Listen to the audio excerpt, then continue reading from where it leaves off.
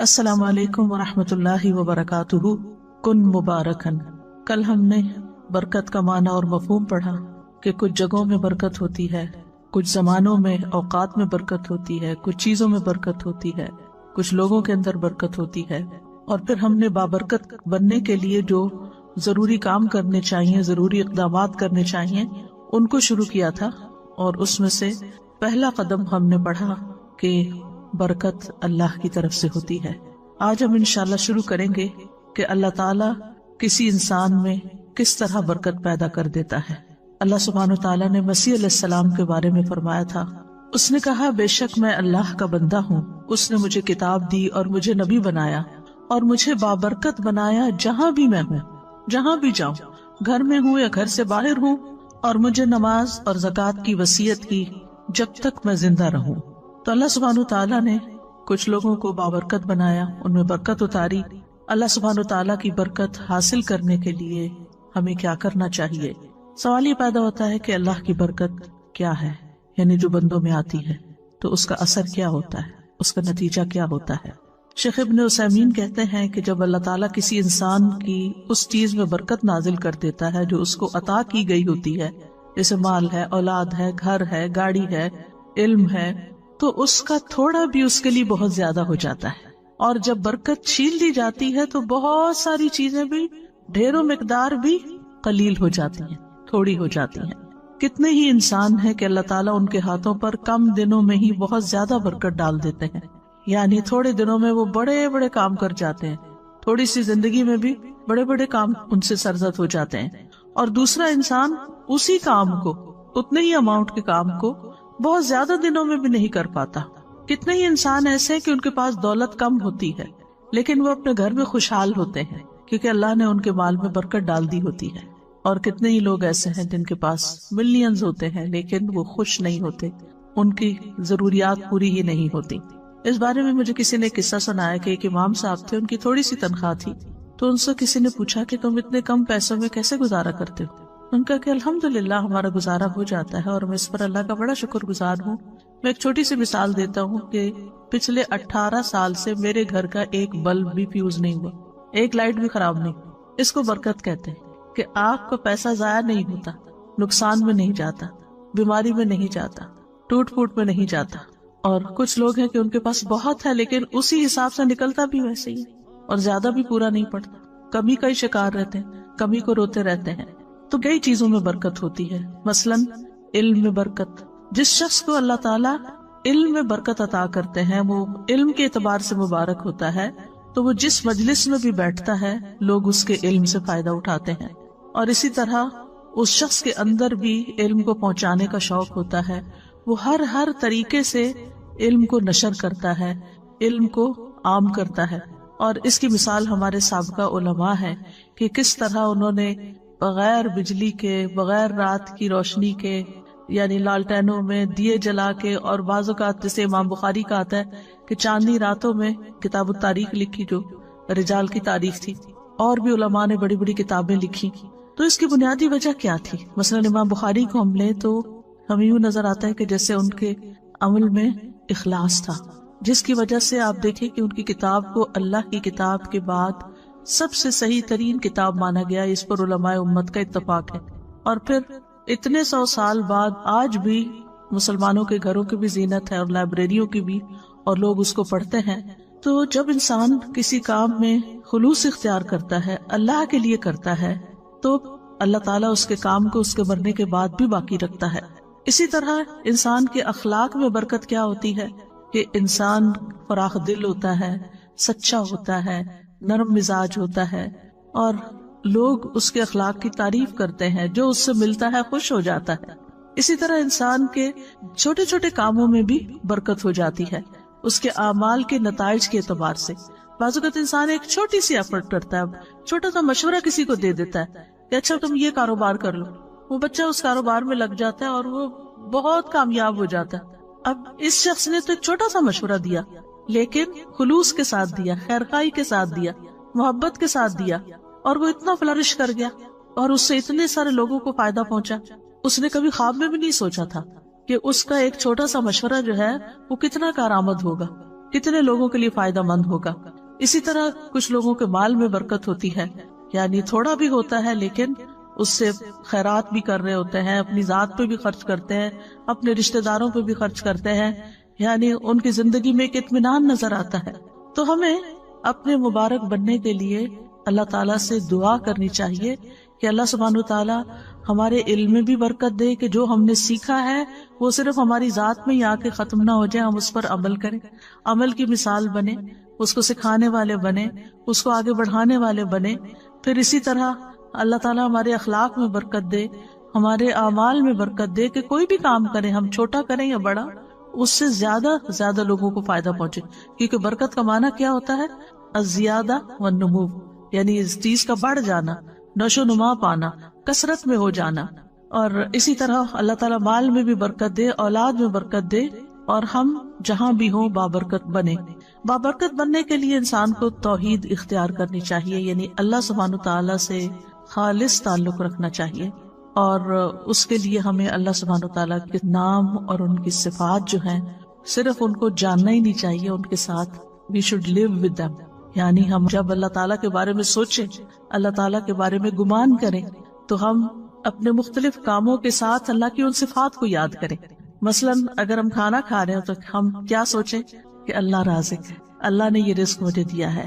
پھر اسی طرح اگر ہمیں کوئی مشکل ہو رہی ہے تو اس کے ناموں کے ساتھ ہم اس کو پکاریں، یا حیو یا قیوم برحمتک استغیث، اللہ کی رحمت کے ساتھ فریاد کریں.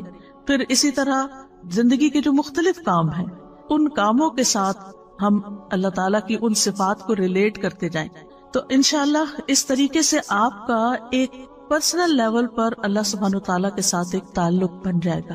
اس کو ایک چھوٹی سی مثال سے سمجھیں کہ جب آپ دنیا میں کسی انسان سے محبت کرتے ہیں، مثلا اپنے والدین سے، اور ان کی کچھ عادات آپ کے اندر آ جاتی ہیں، تو پھر آپ مینشن کرتے ہیں وہ میری والدہ بھی تھی نا، وہ بھی اسی طرح ہی لوگوں کو کھانا کھلاتی تھی، وہ یوں صدقہ خیرات کرتی تھی، میرے والد تھے نا تو وہ ایسا کرتے تھے. یعنی آپ کا ایک کنیکشن ہوتا ہے، جو کام آپ کر رہے ہوتے ہیں نا اس کو کنیکٹ کر لیتے ہیں اپنے پیاروں کے ساتھ. تو ذرا اس سے اور اوپر اٹھ جائیں، یعنی جو بھی آپ کام کر رہے ہو تو ساتھ ساتھ اللہ کو یاد کریں. ایک تو یہ کہ اللہ سبحانہ تعالیٰ کی ہستی کو یاد کرنا، محسوس کرنا، اور ایک یہ کہ اس کی صفات کے ساتھ، اس کے ناموں کے ساتھ. تو اس طرح آپ کی زندگی میں اور بھی زیادہ برکت ہوگی. اور جتنا جتنا آپ اللہ سبحانہ تعالیٰ کے لیے خالص ہوتے جائیں گے، اتنا اتنا آپ کے دل سے دنیا کے غم اور دنیا کی ہرس اور دنیا کی جو کمی کمزوری ہے، وہ آپ کو جو پریشان کرتی ہے، وہ آپ کے دل سے نکلتی چلی جائے گی. آپ رزق کے معاملے میں صرف اللہ پہ ڈیپینڈ کریں گے کہ اللہ رازق ہے، اور اس کے علاوہ لوگوں سے آپ کی ایکسپیکٹیشن نہیں رہے گی. اور جب لوگوں سے ایکسپیکٹیشن نہیں رہے گی تو پھر آپ کے اندر وہ لوگوں کی طرف سے اگر کوئی کمی بیشی ہوتی ہے تو کوئی غم اور دکھ بھی نہیں ہوگا، اور کسی چیز پر کوئی لالچ بھی نہیں ہوگا. یعنی اس کے پاس اتنا ہے، نہ آپ کسی سے حسد کریں گے، کیونکہ آپ کو پتا ہے کہ اصل تو رازق اللہ، اصل تو سورس اس کے پاس ہے. مجھے لوگوں سے کیا لینا دینا کہ میں ان کا دیکھ کے جلوں یا ان کے اوپر حسد کروں یا ان سے ناراض ہوں کہ ان کے پاس اتنا ہے تو مجھے کیوں نہیں دیتے اور میرا خیال کیوں نہیں رکھتے. نہیں، مجھے تو دینے والا اللہ ہے. اور جب اللہ پر انسان ڈیپینڈ کرتا ہے تو پھر اس کے دل سے یہ فکر نکل جاتی، اور وہ دیکھتا ہے کہ چڑیوں، پرندوں، چیونٹیوں تک کو وہ رزق دیتا ہے، پتھر کے کیڑوں کو وہ رزق دیتا ہے، تو کیا وہ مجھے نہیں دے گا؟ اور اسی طرح دیگر صفات میں بھی، یعنی اس سے آپ کے دل سے ہرس اور لالچ بھی نکل جائے گی، اور لوگوں کے ساتھ بدگمانی اور لوگوں کے ساتھ گلے شکوے اور لوگوں کی پھر غیبتیں اور یہ ساری چیزیں بھی آپ کے اندر سے نکل جائیں گی. پھر اسی طرح ایک اور چیز ہے بابرکت بننے کے لیے کہ اپنے رب کو راضی رکھیں، اس کی اطاعت کر کے اور اس کی نافرمانی کے کام چھوڑ کر. ابن القیم رحمۃ اللہ علیہ کہتے ہیں کہ برکت کا جامع راز یہ ہے کہ جو بابرکت شخص ہوتا ہے وہ وقت کی قیمت کو جانتا ہے، اور وہ یہ ہے کہ ہر لمحے اللہ کی رضا کا کام کرنا. یعنی جو بھی کوئی کام کر رہے ہیں اس کو اس طرح چیک کرتے جائیں کہ اس پر اللہ راضی ہے کہ نہیں، اور یہ اس کے وقت اور اس کی قیمت کا تقاضا ہے. یعنی میرے وقت کی قیمت کیا ہے کہ میں اس میں وہ کام کروں، چاہے میں دنیا کا کام کر رہی ہوں، چاہے میں دین کا کام کر رہی ہوں، چاہے میں عبادت کر رہی ہوں، کچھ بھی کر رہی ہوں، اس میں مقصود کسی انسان کی خوشی نہ ہو بلکہ اللہ کی خوشی ہو کہ میرا رب راضی ہو جائے گا. اور جب رب راضی ہو جائے گا تو آپ دیکھیں گے کہ بندے بھی آپ سے راضی ہو جائیں گے. اللہ تعالیٰ جس بندے سے راضی ہوتا ہے نا، اس کے لیے دنیا میں رضا اتار دیتا ہے، اور پھر بندے بھی اس سے راضی ہو جاتے ہیں. لیکن اگر اللہ راضی نہیں ہے تو پھر لوگوں کو آپ کتنا بھی راضی کرنے کی کوشش کریں، اللہ کو بھول کر چھوڑ کر، تو وہ راضی نہیں ہو سکتے۔ پھر اسی طرح یہ ہے کہ جب انسان اللہ کو راضی کرنے کے لیے کوشش کرتا ہے تو پھر وہ لوگوں کی تعریف کو منتظر نہیں رہتا کہ کون مجھے پوچھتا ہے، کون مجھے اپریشیٹ کرتا ہے، کون میرے لیے بڑی بڑی باتیں کرتا ہے۔ اور پھر انسان کو اس بات کی فکر لگ جاتی ہے کہ اللہ کی نگاہ میں میرا مقام کیا ہے اور میری وہاں بھی قبولیت ہے یا نہیں۔ اس کو اپنے اعمال میں قبولیت کی فکر ہو جاتی ہے، نہ کہ لوگوں کی تعریف کی، کیونکہ ساری دنیا بھی اگر اس کی تعریف کرنے لگے اور اگر اللہ تعالیٰ اس سے راضی نہیں تو ایسے شخص کی زندگی میں کوئی خوشی نہیں ہو سکتی۔ پھر اسی طرح جو مبارک انسان ہوتا ہے وہ ہر چیز کو اس نقطہ نظر سے دیکھتا ہے کہ اس کے ذریعے میں اللہ تک کیسے پہنچوں، اس کے ذریعے میں اللہ تک کیسے پہنچوں۔ مثلاً اگر وہ کسی کی خدمت کرتا ہے تو وہ یہ سوچ کے کرتا ہے، چاہے گھر والوں کے لیے کھانا پکاتے ہیں آپ، ان کے لیے کلیننگ کرتے ہیں، ان کے لیے سارے جو بھی گھر کے کام کاج ہیں ان کے اوپر احسان کرتے ہوئے نہ کریں، یہ سوچ کے کریں کہ اس سے میرا رب راضی ہوتا ہے اور اس سے آپ کی تھکاوٹ بھی ختم ہو جائے گی۔ یہ میں اپنے رب کی خوشی کے لیے کر رہی ہوں، میں صرف شوہر کی خوشی کے لیے نہیں کر رہی۔ شوہر تو خود ہی خوش ہو جائے گا اگر میرا رب خوش ہوا، رب راضی ہوگا تو یہ بھی ہو جائے گا۔ تو میری فکر ہونی چاہیے رب کو راضی کرنے کی۔ تو چاہے وہ گھر والے ہوں، چاہے وہ کام کاج ہو، چاہے وہ مال ہو، چاہے وہ علم ہو، ذہانت، ہر چیز کو، جیسے ایک بزنس مین ہوتا ہے نا تو وہ ہر چیز میں دیکھتا ہے کہ اس چیز سے کیسے بزنس کیا جا سکتا ہے اور اس چیز سے کہاں سے پروفٹ کمایا جا سکتا ہے۔ تو جو ایک مومن بندہ ہوتا ہے وہ ہر وقت یہ سوچتا ہے اس چیز سے میں اپنی آخرت کیسے کما سکتا ہوں، اس لمحے اس وقت میں کون سا کام کروں کہ جس سے میرا رب راضی ہو جائے گا۔ اب مثال کے طور پہ کبھی آپ کے حصے میں ایسا کام ہوتا ہے، مثلاً دعوت کر لیا آپ نے اور گھر میں لوگوں کو بلا لیا اور آپ کے اوپر سارا کام آ گیا، چاہے آپ کیٹرنگ کرا رہے ہیں، چاہے آپ کچھ بھی کر رہے ہیں، لیکن صرف گھر کی سیٹنگ اور لوگوں کو ویلکم کرنا اور پوچھنا، اور چاہے آپ ڈسپوزیبل یوز کر رہے ہیں لیکن پھر بھی آپ تک ٹوٹ جاتے ہیں۔ اگر یہ سب کچھ اللہ کی رضا کے لیے تھا تو اس کے بعد آپ کو ایسا سرور اور ایسی خوشی نصیب ہوگی، اور اگر لوگوں کی تعریف کے لیے تھا تو آپ کے دماغ میں شیطان یہ خیال ڈالے گا وہ تو شکریہ بھی نہیں بول کے گیا، اس نے تو ایسا میرے ساتھ رویہ کیا اور وہ تو یہ کر رہا تھا، اور وہ جانے کے بعد آپ اور زیادہ ٹوٹیں گے، کیونکہ جس مقصد کے لیے آپ نے وہ دعوت کی تھی وہ تو پورا ہی کوئی نہ ہوا۔ لیکن اگر اللہ کو راضی کرنے کے لیے کہ لوگوں کو کھانا کھلانا ثواب کا کام ہے، لوگوں کو اکٹھا کرنا، ملانا، آپس میں بٹھانا، ان کو ویلکم کرنا، تو آپ دیکھیں گے کہ یہی چیز آپ کے لیے برکتوں کا باعث بن جائے گی اور آپ کے لیے خوشی کا باعث بنے گی۔ یعنی گویا دوسرے لفظوں میں قل ان صلاتی و نسکی و محیای و مماتی للہ رب العالمین، یہ بابرکت انسان کا قول ہوتا ہے کہ وہ اللہ کے لیے جیتا اور مرتا ہے اور اپنی ساری ذمہ داریاں صرف اللہ کی رضا کی خاطر پوری کرتا ہے، کہ بحیثیت بیوی کے، بحیثیت بیٹی کے، بحیثیت ماں کے، بحیثیت ایک ہمسائی کے، بحیثیت ایک طالب علم کے، بحیثیت ایک ٹیچر کے، میری رسپانسبلٹیز کیا ہے اور میں ان کو کیوں ادا کروں۔ اور اگر وہ اللہ کے لیے کرتا ہے، اللہ کو راضی کرنے کے لیے وہ رسپانسبلٹیز پوری کر رہا ہے، تو اللہ سبحانہ وتعالیٰ اس سے جب راضی ہوگا تو اس کے سارے کام درست کر دے گا، اس کی زندگی وقت ہر چیز میں برکت ڈال دے گا۔ تو مبارک انسان بننے کے لیے کہ جس پہ رب کی برکتیں نازل ہوں، کیا کریں؟ اپنی عادت کے، معمول کے، روٹین کے، ذمہ داریوں کے سارے کام رب کی رضا کے لیے کریں، ایک رب کے لیے ایک ہو جائیں، یعنی ادھر ادھر نہیں، ایک راستہ اختیار کریں اور وہ رب کی رضا کا، تو انشاءاللہ آپ ایک بابرکت انسان بن جائیں گے۔ پھر بابرکت انسان جو ہوتا ہے وہ اپنے دل کے اوپر کبھی بھروسہ نہیں کرتا، کیونکہ دل الٹ پلٹ ہونے والی چیز ہے۔ وہ اگر ایمان کی لذت کسی وقت محسوس کر رہا ہے تو اس کو ڈر لگتا ہے کہ کہیں یہ حلاوت مجھ سے چھن نہ جائے، کہیں ایمان کی یہ کیفیت میرے سے دور نہ ہو جائے۔ وہ اپنے دل کی نگرانی کرتا ہے، وہ اپنا محاسبہ کرتا ہے کہ مجھے اپنا ایمان ہر صورت برقرار رکھنا ہے، کیونکہ قرآن مجید میں آتا ہے نا سورۃ الحجرات میں، حبب الیکم الایمان وزینہ فی قلوبکم، اس نے ایمان کو تمہارے دلوں میں محبوب بنا دیا اور اس کو سجا دیا۔ تو وہ اس خوشی کو جو اندر محسوس کرتا ہے ایمان کی، وہ اس کو کسی قیمت پر کھونا نہیں چاہتا اور دل کے پلٹنے سے خوف کھاتا ہے، اور اسی لیے دعا کرتا ہے ربنا لا تزغ قلوبنا بعد اذ ہدیتنا وہب لنا من لدنک رحمہ انک انت الوہاب، اور یا مقلب القلوب ثبت قلبی علی دینک۔ پھر اسی طرح اگلی بات یہ ہے کہ بابرکت بننے کے لیے وہ بابرکت لوگوں جیسے کام کرتا ہے. یہ موٹے موٹے نکات اگر آپ نوٹ کر لیں گے نا اپنے پاس تو انشاءاللہ کبھی ریویژن میں آپ کو یہ چیزیں یاد آئیں گی تو پھر دوبارہ سے انسان ان چیزوں کو کرنے لگتا ہے. یعنی بابرکت بننے کے لیے بابرکت لوگوں جیسے اعمال. جیسے ہم نے دیکھا کہ انبیاء میں اللہ تعالیٰ نے برکت رکھی، نبی صلی اللہ علیہ وسلم میں برکت رکھی، اور اسی طرح آپ کے جو ساتھی تھے صحابہ کرام ان کے اندر اللہ سبحانہ و تعالیٰ نے برکت رکھی. تو وہ کیا کام کرتے تھے؟ مثلا موسیٰ علیہ السلام کے بارے میں اللہ سبحانہ و تعالیٰ فرماتے ہیں وَاذْكُرْ فِي الْكِتَابِ مُوسَىٰ إِنَّهُ كَانَ مُخْلَصًا وَكَانَ رَسُولًا نَبِيًّا. کتاب میں موسیٰ کا ذکر کیجئے، یقیناً وہ خالص کیا ہوا تھا، یعنی اخلاص تھا ان کے اندر، اور ایسا رسول جو نبی تھا. تفسیر سعدی میں ہے موسیٰ علیہ السلام اپنے تمام اعمال، اقوال اور نیت میں اللہ تعالیٰ کے لیے مخلص تھے. وہ بابرکت تھے نا، تو ان جیسا کام کیا کرنا ہے کہ اپنے قول، فعل، نیت میں خالص ہونا ہے. کیونکہ اعمال کی قبولیت کی شرط ہی کیا ہے؟ انما الاعمال بالنیات.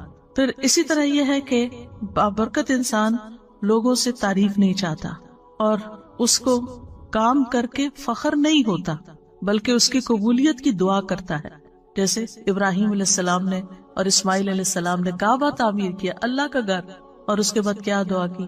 وَإِذْ يَرْفَعُ إِبْرَاهِيمُ الْقَوَاعِدَ مِنَ الْبَيْتِ وَإِسْمَاعِيلُ رَبَّنَا تَقَبَّلْ مِنَّا إِنَّكَ أَنْتَ السَّمِيعُ الْعَلِيمُ. پھر بابرکت شخص کے نزدیک لوگوں کے شکریہ کی کوئی قیمت نہیں ہوتی کہ کوئی شکریہ ادا کرے، نہ اسے انتظار ہوتا ہے، اور اگر کوئی کرے یا نہ کرے اس کے لیے برابر ہوتا ہے. کسی نے کیا تب بھی ٹھیک ہے، اور اگر نہیں کیا تب بھی ٹھیک ہے، کوئی بات نہیں، ہم نے تو اللہ تعالیٰ کے لیے کیا تھا. جیسے سورۃ الانسان میں آتا ہے وَيُطْعِمُونَ الطَّعَامَ عَلَى حُبِّهِ مِسْكِينًا وَيَتِيمًا وَأَسِيرًا إِنَّمَا نُطْعِمُكُمْ لِوَجْهِ اللَّهِ لَا نُرِيدُ مِنكُمْ جَزَاءً وَلَا شُكُورًا.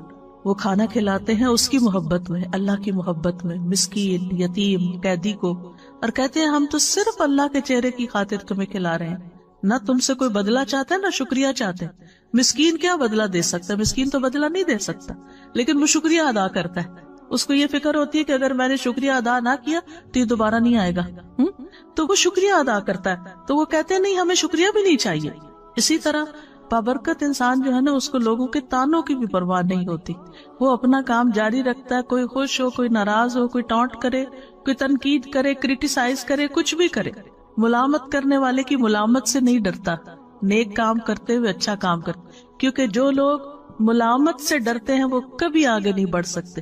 آپ نے ایک اچھا کام کیا، لوگوں نے باتیں بنائی، اب آپ پیچھے ہی بیٹھ گئے، وہیں ٹھوس ہو گئے کہ لوگ خوشی نہیں ہے میں جو بھی کرتا ہوں، تو آپ کام ہی چھوڑ دیتے. نہیں، آپ نے اگر اللہ کی خاطر ایک اچھا کام شروع کیا تھا تو دنیا ادھر سے ادھر ہو جائے، آپ اس کو نہیں چھوڑیں گے، آپ اس کو کرتے رہیں گے.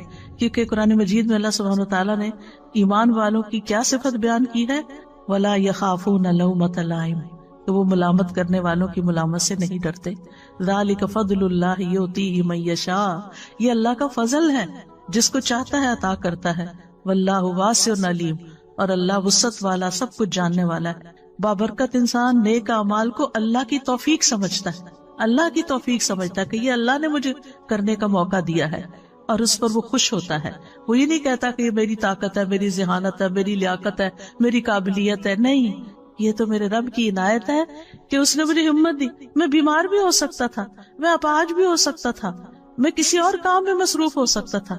آپ دیکھیں کہ بعض اوقات لوگ اچھے اچھے کام کرنا چاہتے ہیں لیکن ان کے اندر ہمت ہی نہیں ہوتی، بیماری کی وجہ سے یا غم کی وجہ سے یا ڈپریشن کی وجہ سے یا وسائل نہ ہونے کی وجہ سے.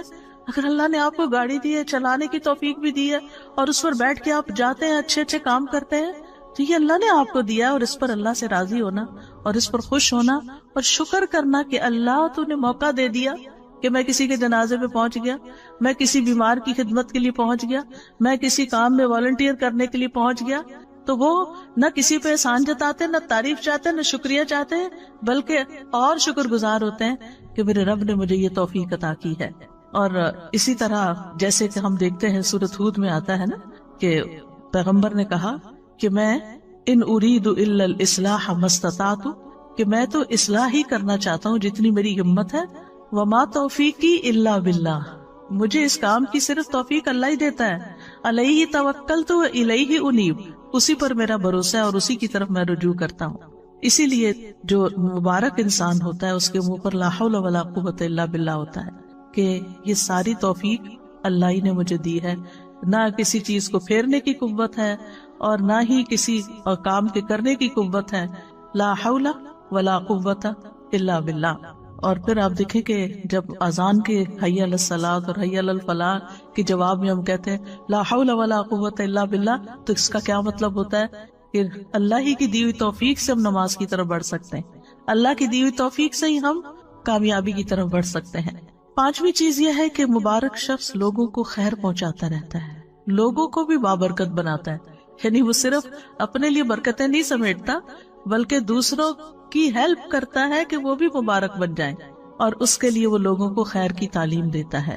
ابن القیم رحمہ اللہ کہتے ہیں کہ آدمی کی برکت یہ ہے کہ وہ جہاں بھی ہو خیر کی تعلیم دے، جس کے ساتھ بھی گل مل کر رہے اس کے ساتھ خیر خواہی کرے، جہاں بھی ہو جس کے ساتھ بھی ہو اس کو خیر کے کام میں لگا دے، اس کو کوئی اچھا مشورہ دے دے، اس کو کسی راہ لگا دے، کوئی اچھی چیز بتا دے، کیونکہ ایسے شخص کے لیے ساری مخلوق دعائیں کرتی ہے.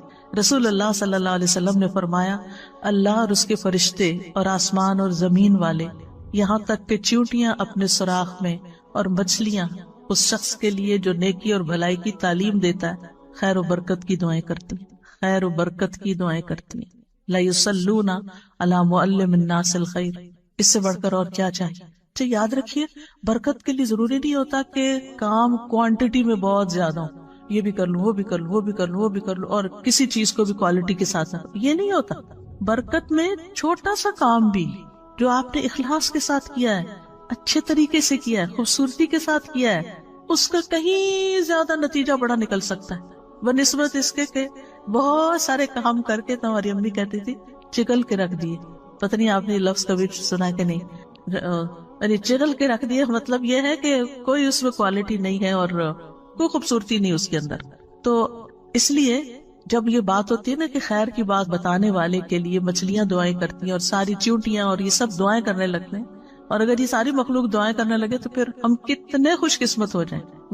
تو آپ اپنے بچوں کے ساتھ کچھ شیئر کر سکتے ہیں، اپنے دوستوں کے ساتھ کچھ شیئر کر سکتے ہیں. مثلاً آپ کو ایک لیکچر آج سنا ہے، اس میں سے صرف ایک بات آپ کو یاد رہے گی، اونلی ون. گھر گئے آپ نے سوچا کیا سن کے، مجھے تو کچھ یاد ہی نہیں آ رہا کیا سنا تھا، تو بس ہاں یہ یاد رہا ہے مجھے مثلاً ایک کو یہ بات. تو آپ اپنی بیٹی کو فون کرتے ہیں، اپنے بھائی کو کرتے ہیں، کسی کو کہ آج میں نے یہ اچھی بات سیکھی ہے تو میرا دل چاہ رہا ہے تم سے بھی شیئر کر دوں. دیکھیں ہم سب کے الحمدللہ بہت سارے رشتے دار ہیں، بہت سارے دوست ہیں، اور ضروری نہیں کہ ایک ہی بندے کے پیچھے روز پڑ جائیں، کبھی کسی کو کبھی کسی کو کبھی کسی کو. اس سے کیا ہوگا کہ کبھی کبھی پھر کسی کو بات سننے کو ملے گی، اور اس کے ساتھ اگر الحمدللہ اگر روز بھی موقع اپنے بچوں کو بٹھا کے سکھانے کا ملتا ہے تو انشاءاللہ گھر میں بھی برکت ہوگی. کیونکہ علم کی مجلس جو ہے گھر کے اندر بھی تو وہ ایز اے فیملی بھی اگر آپ بیٹھ کے چاہے میاں بھی بیٹھ کے دو لوگ پڑھ رہے ہیں کوئی چیز تو وہاں بھی برکت نازل ہوتی ہے. ابن قیم کہتے ہیں کہ فائدہ پہنچانے والا شخص ہی بابرکت ہوتا ہے. جو چیز سب سے زیادہ فائدہ پہنچاتی ہے وہ سب سے زیادہ بابرکت ہوتی ہے. اور لوگوں میں سے بابرکت انسان وہ ہے جو جہاں بھی جاتا ہے اس سے فائدہ اٹھایا جاتا ہے. سبحان اللہ. ہم نے اس بات کو شیطانی اثر میں کتنا غلط رنگ دیا ہوا ہے کہ لوگ مجھے یوز کرتے ہیں. سبحان اللہ. یعنی کہ میں لوگوں کو یوز نہیں کرنے دوں گی. اللہ کی خاطر یوز ہو جائے تو اس سے بڑی خوش قسمتی کیا ہے. کر لیں یوز آپ کو. آپ اپنی خوش قسمتی سمجھیں کہ آپ کسی کام کے ہیں, آپ فائدہ پہنچا سکتے ہیں. آپ کی جگہ کوئی اور نہیں ہے, وہ آپ ہیں کہ جس سے لوگ فائدہ اٹھاتے ہیں. اس پر اللہ کا شکر ادا کریں اور خوش ہو جائیں اور سمجھتے ہوئے. بعض اوقات یہ ہوتا ہے نا, لوگ اس میں انڈر لائن مسکرا بھی رہے ہوتے ہیں کہ اچھا اس سے بے وقوف بناؤ اس کو, اور آپ کو سمجھ آ رہی ہوتی ہے کہ یہ آپ کو بے وقوف سمجھ رہے ہیں, تو کوئی بات نہیں, جو مرضی سمجھے. وہ کل میں نے کہا تھا نا کہ اخلاق کے 10 درجوں میں سے 9 جو ہے وہ تغافل سے تعلق رکھتے ہیں. اگنور کرنا, سنی انسنی کر دینا, دل پہ نہ لینا, معاف کر دینا, جانے دینا, جواب نہ دینا. دیکھ گھر میں لڑائی فساد کیوں ہوتا ہے؟ کسی نے ایک چھوٹی سی بات کی, ہم نے اس سے 2 سنائی, وہ لڑائی شروع ہو گئی. اگر کسی نے 1 سنائی ہے, چاہے آپ کو کتنی بھی کڑوی لگی ہے, آپ جواب نہیں دیتے تو لڑائی تو نہیں بڑھے گی, فساد تو نہیں ہوگا. تو اگر دوسرا شخص غلط کر رہا ہے تو آپ بھی اچھا نہیں کر رہے. اس نے آگ لگائی, آپ نے تیل ڈالا, اور اگر آپ نے تیل ڈالا تو نتیجہ کیا نکلا؟ بہت بڑا الاؤ بھڑک اٹھا. لیکن جو شخص سن کے چپ کر جاتا ہے، ادھر سے ادھر نکل جاتا ہے، اگنور کر دیتا ہے، تغافل کر دیتا ہے، جیسے اس کو پتہ ہی نہیں چلا، بے وقوف ہے وہ، تو کیا فرق پڑتا ہے؟ آپ ہیں تو نہیں نا، آپ کو تو اپنا خود پتا ہے کہ آپ نہیں ہیں، لیکن اگر دوسرے کی ناسمجھی ہے تو وہ اس کی ناسمجھی ہے۔ بعض اوقات لگتا ہے کہ لوگ پھر میرے اوپر چڑھائی نہ کر دیں یا مجھے یہ نہ سمجھیں کہ مجھے کوئی جواب نہیں دینا آتا، تو ہم تابڑ توڑ جواب دیے چلے جاتے ہیں اور بحث کہیں ختم ہی نہیں ہوتی، اور اس میں بعض اوقات پھر ناراضگیاں بھی ہو جاتی ہیں، غصہ بھی ہو جاتا ہے، بد اخلاقی بھی ہو جاتی ہے۔ تو ہم مبارک تو نہ رہے، ہم کہیں گئے اس گھر میں لڑ جھگڑ کے نکل آئے، ہم کوئی مبارک انسان ہے؟ کسی کو خوشی دے کر آئے یا کسی کو تکلیف دے کے آئے؟ لیکن بات کہاں سے شروع ہوتی ہے؟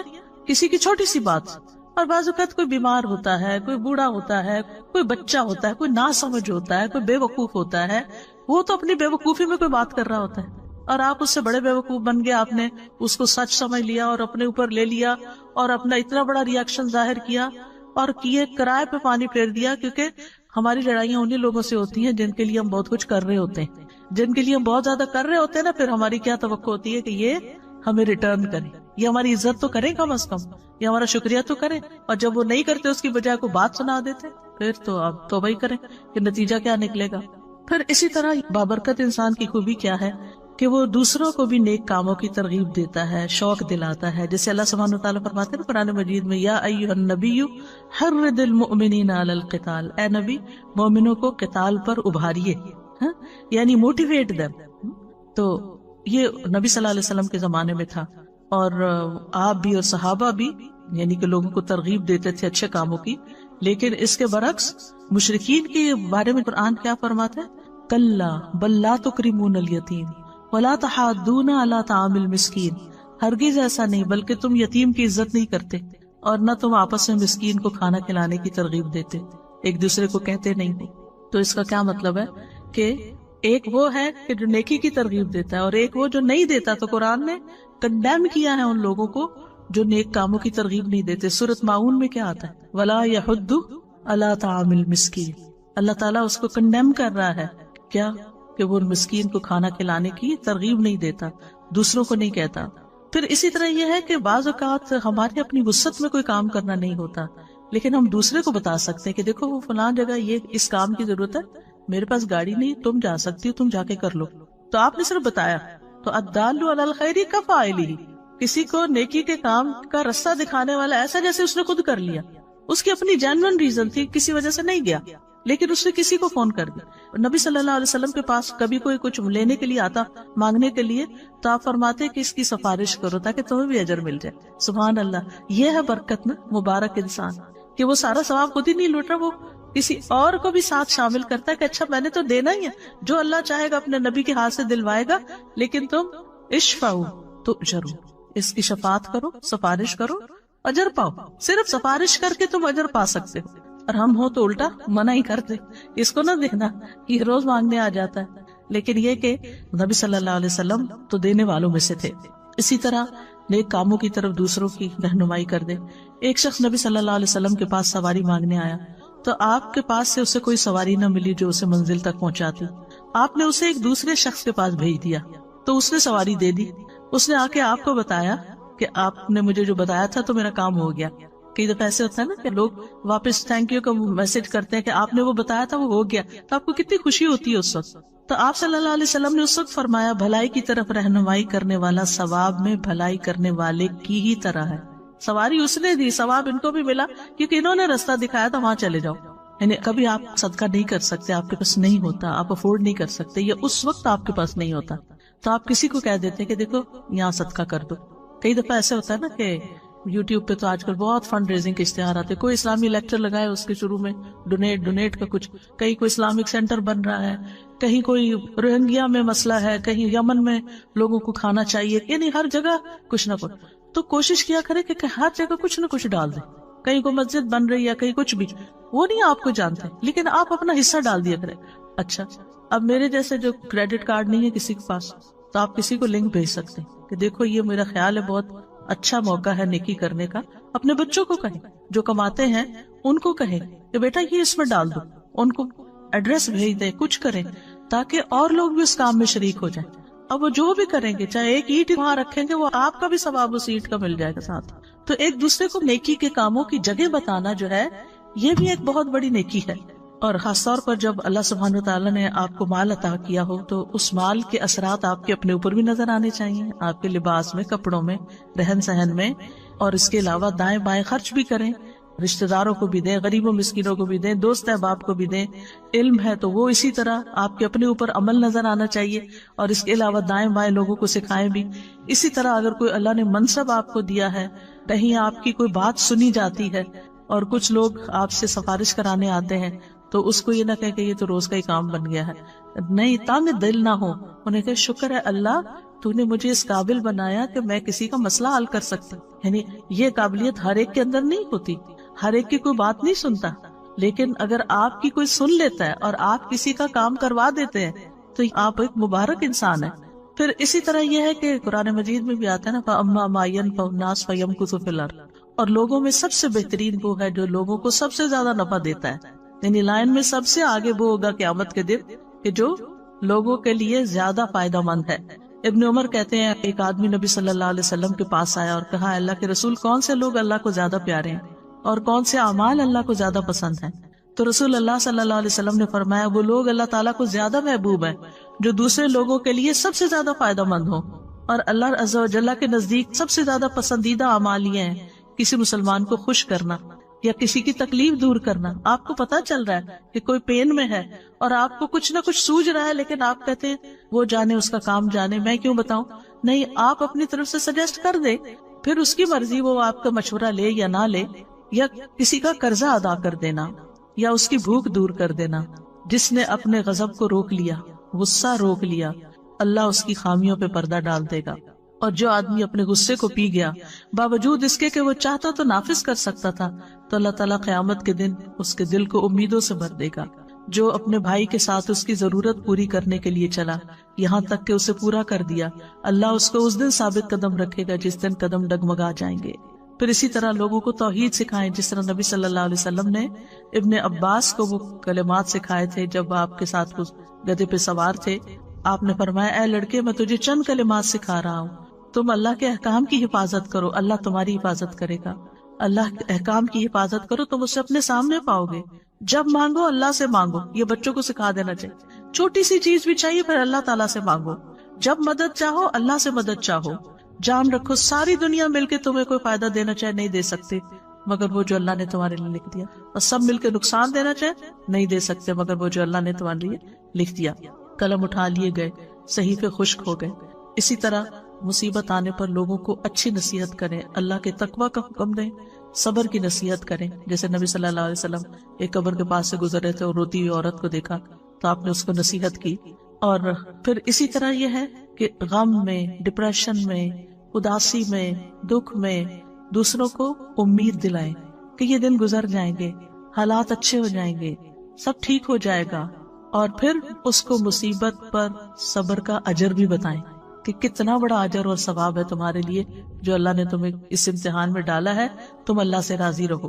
پھر اسی طرح یہ ہے کہ بابرکت لوگوں کا ساتھی بنے. ایک اور قدم کیا ہے؟ بابرکت لوگوں کا ساتھی بنے. اب آپ کے ہمیں تو کوئی سمجھ نہیں آتی، یہاں تو کوئی دنیا میں بابرکت ہمیں مل نہیں رہا، لیکن الحمدللہ ہمارے سلف صالحین میں بہت لوگ بابرکت. ان کی سیرت پڑھیں، ان کی بکس پڑھیں، جو کام انہوں نے کیے. آپ یقین کریں کہ آپ کا دل اتنا بڑا ہو جائے گا، آپ حیران ہو جائیں گے کہ میں کن باتوں میں الجھی ہوئی ہوں، میں کن باتوں پہ رو رہی ہوں، اتنی پیٹی چیزوں کے اوپر پریشان ہوں اور لڑائی ڈال کے رکھی ہوئی ہے، یہ تو کوئی بات ہی نہیں ہے. آج مجھے کسی نے آرٹیکل بھیجا امام ابن تیمیہ کے بارے میں کہ کتنی دفعہ وہ جیل میں گئے تھے. 7 دفعہ جیل میں گئے تھے. امام ابن تیمیہ کا فتاوی آپ نے دیکھو تو 35 والیوم میں، اور اس کے علاوہ بھی کئی کتابیں. اتنا علمی کام کیا اور لوگ ان کے پیچھے پڑے رہتے. یعنی جو لوگ بڑے کام کرتے ہیں ان کے حاسد بھی بہت ہوتے، تو ہر تھوڑے دن کے بعد جا کے حاکم کے پاس شکایت کر کے ان کو جیل بھجوا دیتے تھے، اور جب وہ وہاں جاتے وہاں وہ اور کتابیں لکھ لیتے تھے. اور آپ کو معلوم ہے لاسٹ ٹائم جو وہ جیل میں گئے تھے کتنی دفعہ قرآن پڑھا تھا؟ 80 بار قرآن پڑھا تھا. ہم نے ساری زندگی میں 80 بار نہ پڑھا ہوگا. اس طرح وقت کو استعمال کیا. آپ دیکھیے کہ جب انسان ایسے لوگوں کے حالات پڑھتا ہے کہ 7 دفعہ جیل میں گئے، تو پھر آپ کو اپنی پریشانی کیا لگتی ہیں؟ بہت چھوٹی لگتی ہے نا.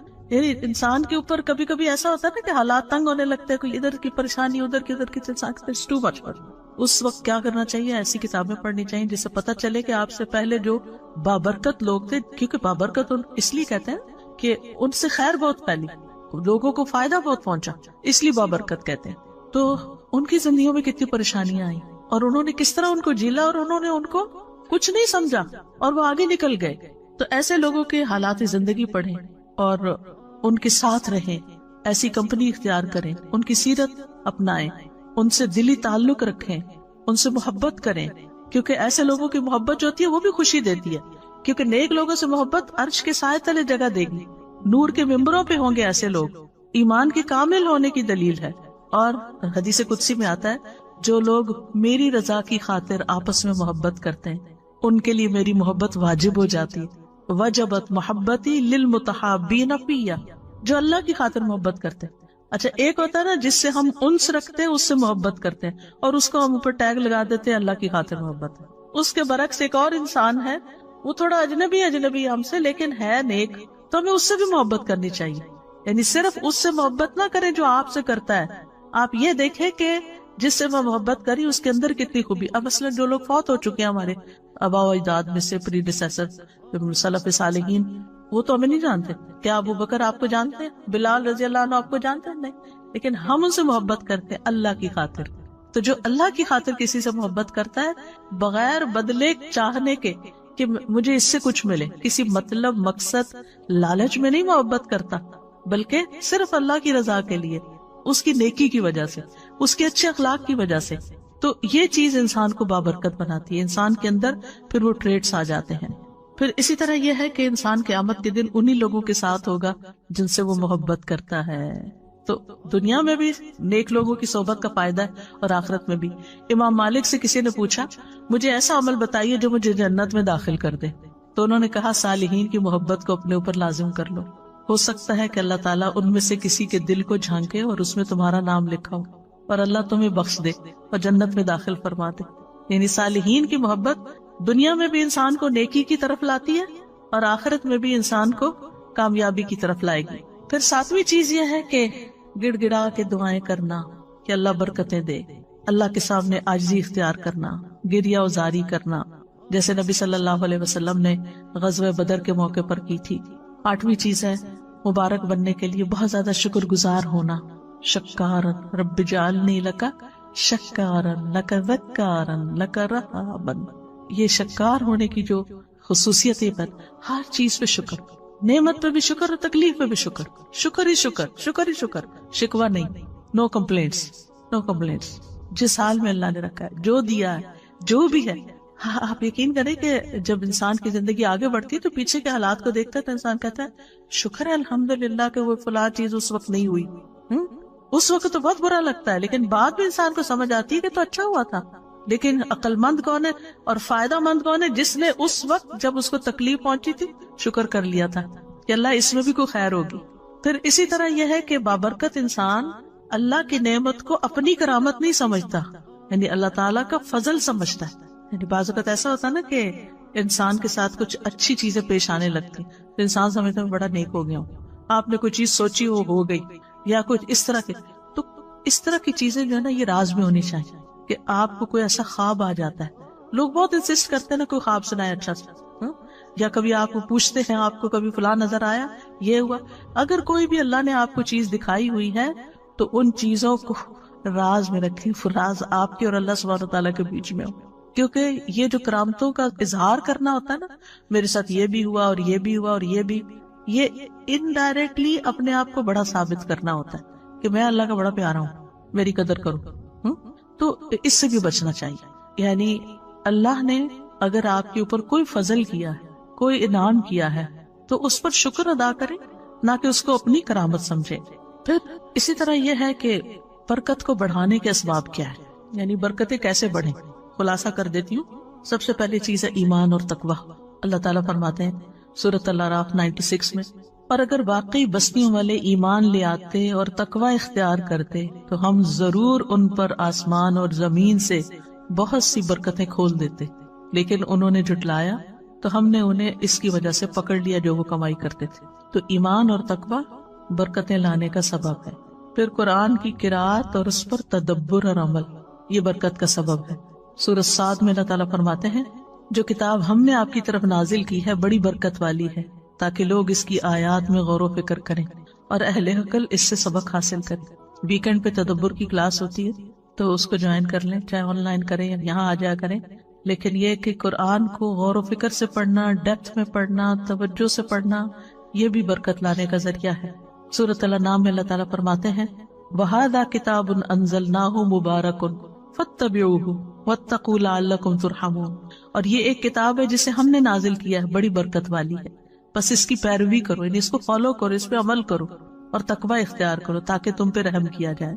پھر قرآن کے اوپر عمل کے نتیجے میں اعمال میں برکت ہو جاتی ہے، یعنی ہمارے کاموں میں برکت ہو جاتی ہے. اللہ سبحانہ وتعالیٰ سورۃ المائدہ میں فرماتے ہیں وَلَوْ أَنَّهُمْ أَقَامُوا التَّوْرَاةَ وَالْإِنْجِيلَ وَمَا أُنزِلَ إِلَيْهِمْ مِنْ رَبِّهِمْ لَأَكَلُوا مِنْ فَوْقِهِمْ وَمِنْ تَحْتِ أَرْجُلِهِمْ. اگر وہ واقعی تورات اور انجیل کی پابندی کرتے اور اس کی جو ان کی طرف ان کے رب کی طرف سے نازل کیا گیا تو یقیناً وہ اپنے اوپر سے اور اپنے پاؤں کے نیچے سے کھاتے، یعنی اتنی برکتیں ان پر نازل ہوتی. پھر خاص طور پر سورۃ البقرہ پڑھنا، یعنی اس کی ایک روٹین بنانا. اس کا یہ مطلب نہیں خالی سورۃ البقرہ ہی پڑھتے رہے اور باقی قرآن نہیں پڑھیں. سارا قرآن بابرکت ہے لیکن سورۃ البقرہ کی خاص خصوصیت بیان کی گئی. اس کا پڑھنا باعث برکت ہے اور اس کا چھوڑنا باعث حسرت ہے، اور جادوگر اس کے اوپر قابو نہیں پا سکتے. پھر اسی طرح برکتوں کی دعائیں دینا. نبی صلی اللہ علیہ وسلم جب کسی کی شادی ہوتی تو اس کو مبارکباد دیتے، بارک اللہ لکا بارک علیکا وجمع بینکما فی خیر. اللہ تمہیں برکت دے، تم پہ اپنی برکت نازل فرمائے اور تم دونوں کو خیر کے ساتھ اکٹھا رکھے. بچہ پیدا ہو تب برکت کی دعا، کسی کا کھانا کھائیں کھلائیں، یعنی ہر وقت ان کے اندر برکتوں کی دعا. اور اسی طرح سلام جو ہے السلام علیکم ورحمۃ اللہ وبرکاتہ، تحیۃ مبارکۃ. پھر اسی طرح خرید و فروخت میں سچائی اختیار کرنا. خرید و فروخت میں سچائی یعنی فیئر ڈیلنگ بزنس کے اندر، تو اس میں انشاءاللہ جو بھی پروفٹ ہوگا تھوڑا یا زیادہ اس میں برکت ہو جائے گی. اسی طرح جو ڈیوٹی آپ کی ہو، کام ہو، جاب ہو، اس کو صحیح طور پر انجام دینا، تو اس کی آمدنی میں آپ کے لیے برکت ہو جائے گی. پھر اسی طرح دن کے پہلے حصے پہ کام کرنا، صبح کے وقت وہ برکت والا وقت ہے، اور اس وقت اس کے لیے دعا ہے اللہم بارک لامتی فی بکورہا. پھر اپنے اوقات کو منظم کرنا، یعنی ہیفیزڑ کام نہیں کرنا، کبھی یہ کر لیا کبھی وہ کر لیا، نہیں، اس سے برکت نہیں ہوتی. پھر تمام معاملات میں سنت پر عمل کرنا، اللہ سبحانہ وتعالیٰ پر توکل کرنا. پھر اسی طرح لوگوں سے نہ مانگنا. پھر خرچ کرنا اور صدقہ کرنا. وما انفقتم من شیء فهو یخلفہ، یہ برکت ہو جائے گی. وہو خیر الرازقین، جو کچھ بھی تم خرچ کرتے ہو وہ اس کی جگہ تمہیں اور دے دیتا ہے، اور وہی سب سے بہتر رازق ہے. اللہ تعالیٰ فرماتے ہیں یا ابن آدم انفق علیک، اے ابن آدم خرچ کرو، میں تم پہ خرچ کروں گا. اس کے برعکس حرام مال سے بچنا، یہ بھی برکت کا ذریعہ ہے.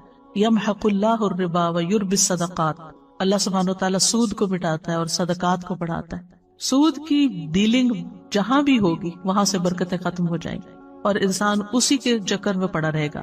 اور اکثر ایسا دیکھا گیا ہے کہ جو لوگ سود کے کاروبار میں الجھے ہوئے ہوں، بعض اوقات ان کے گھروں میں ایسی ایسی بیماریاں یا دلوں میں سکون کا نہ ہونا. اور افسوس یہ ہے کہ لوگوں کے دلوں سے آہستہ آہستہ اس برائی کا برا ہونا ہی نکل گیا ہے کہ یہ کوئی برائی بھی ہے، اور یہ کہہ کے خود کو دھوکہ دیتے رہتے ہیں کہ بہت سارے لوگ یہی کچھ کر رہے ہیں، ہم کون سے اکیلے ہیں. لیکن یہ ہے کہ حلال کی برکت اور ہے اور حرام سے برکت ختم ہو جاتی ہے. پھر نعمتوں پر شکر گزاری، لئن شکرتم لازیدنکم، شکر کرو گے اور زیادہ ملے، برکت ہو جائے گی. پھر فرائض کی ادائیگی، صلہ رحمی، جس شخص کو یہ بات پسند ہو، اس کی عمر میں برکت ہو اور رزق میں اضافہ ہو جائے، اسے چاہیے کہ اپنے والدین کے ساتھ نیکی کرے اور صلہ رحمی کیا کرے. پھر استغفار پر ہمیشگی، وَقُلْتُ اسْتَغْفِرُوا رَبَّكُمْ إِنَّهُ كَانَ غَفَّارًا يُرْسِلِ السَّمَاءَ عَلَيْكُمْ مِدْرَارًا، برکتیں ہوگی، آسمان سے نازل ہوگی، بارشیں ہوں گی استغفار کی کثرت سے، اللہ کا ذکر. پھر اسی طرح کھانے پینے میں ان چیزوں کا استعمال جن میں برکت بتائی گئی ہے، جیسے زیتون ہے. رسول اللہ صلی اللہ علیہ وسلم نے فرمایا زیتون کھاؤ اور اس کو لگاؤ، بے شک یہ مبارک درخت ہے. کلونجی، آپ نے فرمایا یہ کلونجی ہر بیماری کی دوا ہے سوائے موت کے، اس کو حبۃ البرکہ بھی کہا گیا، برکت والا دانہ. پھر شہد، قرآن نے اس پر گواہی دی کہ فیہ شفاء للناس، اس میں لوگوں کے لیے شفا ہے. پھر زمزم، رسول اللہ صلی اللہ علیہ وسلم نے فرمایا روئے زمین پر سب سے بہترین پانی زمزم ہے، بھوکے کے لیے کھانا اور بیمار کے لیے شفا ہے۔ بارش کا پانی، وَنَزَّلْنَا مِنَ السَّمَاءِ مَاءً مُبَارَكًا، مثلا اگر کوئی بیمار ہے تھوڑا سا شہد دیں، تھوڑا سا بارش کا پانی اس میں ڈالیں اور تھوڑا زمزم ڈالیں تو اس کو ملا کے آپ اس کو پلائیں تو آپ دیکھیں کتنی ساری برکتیں اکٹھی ہو جائیں گی، تو اللہ تعالیٰ شفا دے گا۔ پھر سحری کھانا، جو روزہ رکھتے ہیں تھوڑا بھی کھا لے تو دن گزر جاتا ہے، ورنہ ہر تھوڑی دیر کے بعد بھوک لگ جاتی ہے۔ تسحروا فإن فی السحور برکہ، وہ برکت والا کھانا ہے اور وہ ظاہر برکت والا ہے تو غذا بھی بنے گا، شفا بھی بنے گا۔ پھر اسی طرح بکری میں برکت ہے، رسول اللہ صلی اللہ علیہ وسلم نے فرمایا بکریاں رکھو کہ ان میں برکت ہے۔ اب یہاں تو آپ نہیں رکھ سکتے لیکن یہ کہ غریبوں کو لے کے دے سکتے، بیک ہوم آپ کے اگر کوئی رشتہ دار گاؤں وغیرہ میں رہتے ہیں تو ان کو بکریاں لے کر دیں، وہ پالیں اور ان سے آگے آگے نسل بڑھے۔ خاص طور پر دودھ دینے والی بکری اگر لے کے صدقہ کرے تو بہت بڑا ثواب ہے۔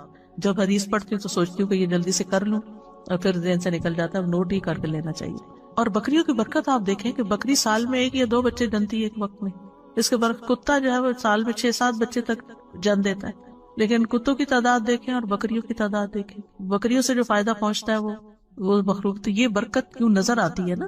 پھر گھوڑے میں برکت، رسول اللہ صلی اللہ علیہ وسلم نے فرمایا گھوڑے کی پیشانی میں برکت بندھی ہوئی ہے۔ پھر اوقات میں برکت، لیلۃ القدر ہے، رات کا آخری حصہ ہے۔ پھر جگہوں میں برکت، پھر برکت سے محرومی کی وجوہات کیا ہوتی ہیں؟ اللہ کی خاطر کام نہ کرنا۔ ابن قیم کہتے ہیں جو چیز اللہ کی رضا کے لیے نہ ہو اس کی برکت چھین لی جاتی ہے، یعنی اگر آپ دکھاوے کے کام کر رہے ہیں تو برکت نہیں ہوگی۔ گناہ اور نافرمانیاں برکت سے محرومی کا باعث ہیں۔ پھر نعمتوں کی ناشکری اور ناقدری، اس سے بے برکتی ہوتی ہے، اور ہمیں برکت کے حصول کی دعائیں بھی کرنی چاہیے۔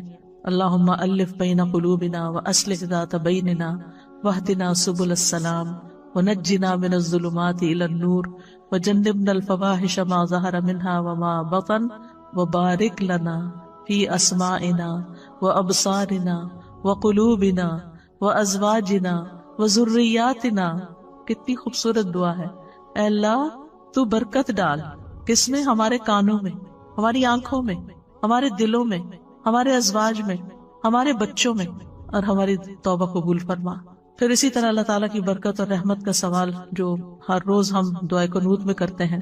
پھر اسی طرح یہ ہے کہ یہ جو دعا ہے اللہم اقسم لنا من خشیتک ما تحول به بیننا وبین معصیتک، اس میں بھی آتا ہے نا اللہم متعنا باسماعنا وابصارنا وقواتنا وابقیتنا، جب تک ہم زندہ، واجعلہ وارث منا، یعنی ہمارے وارث بھی بنا دے، بعد میں بھی اس سے فائدہ ہو لوگوں کو۔ ایک اور دعا آپ کرتے تھے اللہم متعنی بسمعی وبصری واجعلہم الوارث منی وانصرنی علی من یظلمنی وخذ منہ بصاری۔